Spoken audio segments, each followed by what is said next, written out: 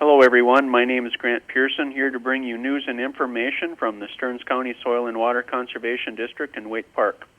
Today I want to give you an update on best management practices for fall applying sources of nitrogen to cropland areas. The Minnesota Department of Agriculture Soil Temperature Network provides 6-inch soil temperatures at various locations across Minnesota. Best management practices for fall nitrogen fertilizer application timing in Minnesota refers to a 6-inch soil temperature level. Best management practices for nitrogen use for corn production in Minnesota recommends that if anhydrous ammonia is planned for fall application on medium and fine textured soils, those applications should be delayed until soil temperatures at 6 inches stabilizes below 50 degrees Fahrenheit. Remember that applying fall nitrogen regardless of the source on coarse textured soils is not recommended. And ammonia is one of the primary forms of nitrogen applied in the fall. It reacts immediately upon contact with the soil water to form ammonium. Ammonium binds tightly to soil colloid surfaces and clay inner layers.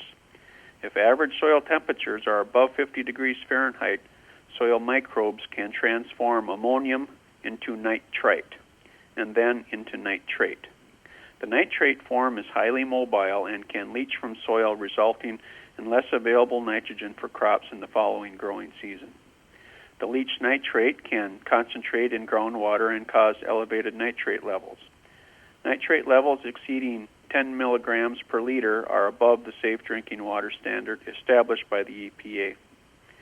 Best management practices that are capable of preventing and minimizing degradation of groundwater and surface water, considering economic factors, availability, and technical feasibility and effectiveness, and environmental effects. The Minnesota Department of Agriculture is responsible for the development and promotion of and evaluation of best management practices for nitrogen fertilizer use. The 6-inch Soil Temp Network is a cooperative effort between the Minnesota DNR and MDA.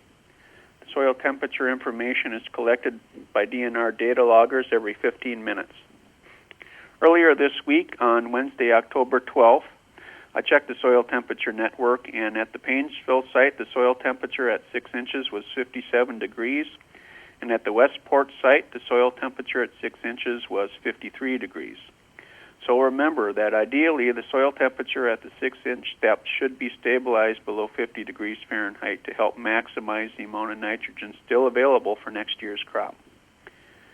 Also consider the use of a nitrification inhibitor like N-Serve if fall anhydrous applications are planned, especially if those applications are applied at a time when soil temperatures are not yet stabilized below 50 degrees. Similar principles hold true when land applying manure in the fall. Delaying fall applications to allow for cooler soil temperatures will help ensure greater nitrogen availability for next year's crop coming from your manure. If you land apply liquid manure earlier in the fall, prior to those soil temperatures stabilizing below 50 degrees, then visit with your local agronomy center about options to stabilize your manure nitrogen resource by utilizing a nitrification inhibitor.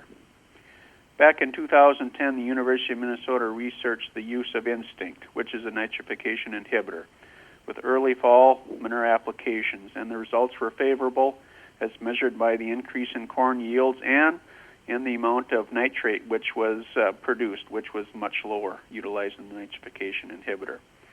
There was less nitrogen in the nitrate form and more tied up in the ammonium form, which is what we want.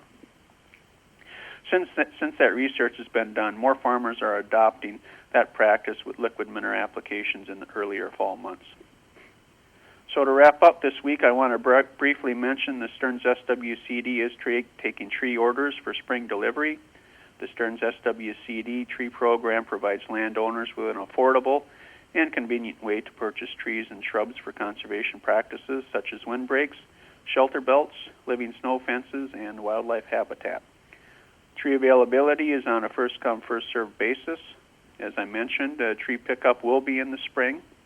Trees are sold in bundles of 25 with a minimum order of 2 bundles or 50 trees. You can check out the Stearns SWCD website for more information on available trees and shrubs. So that's all I have this week. Again, my name is Grant Pearson with the Stearns County Soil and Water Conservation District. If you have any questions, please stop by the Waite Park office or call us at 320-251-7800, extension 3. Thank you for listening.